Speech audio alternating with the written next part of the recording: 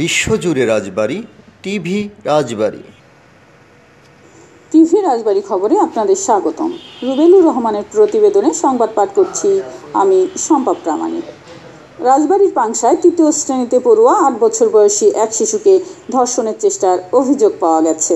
ওই অভিযোগে পুলিশ জেলার পাংশা উপজেলার মৌরাট ইউনিয়নের বড় চৌবাড়িয়া গ্রামের মৃত তামিজ মৃধার ৭০ বছর বয়সী ছেলে তোফাজ্জেল হোসেন মৃধাকে গ্রেপ্তার করেছে।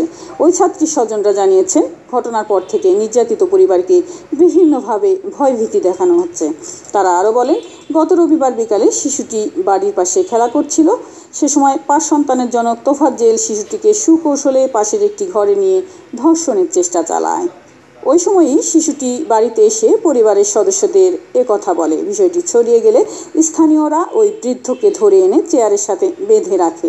সে সময় ওই বৃদ্ধের পরিবারের লোকজন নির্যাতিত পরিবারকে ভয়ভীতি দেখিয়ে তাকে ছিনিয়ে নিয়ে যায়। পাংশা থানার ওসি মোহাম্মদ শাহাদত হোসেন জানিয়েছেন, বৃদ্ধ তোফাজ্জেল হোসেন মৃধাকে আসামি করে শিশুটির চাচা বাদী হয়ে থানায় একটি মামলা দায়ের করেছে।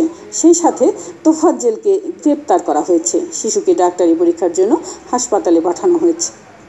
ইউটিউব চ্যানেল টিভি রাজবাড়ির সংবাদ দেখুন এবং সাবস্ক্রাইব, লাইক, কমেন্ট ও শেয়ার করুন। আমাদের সাথে থাকার জন্য ধন্যবাদ।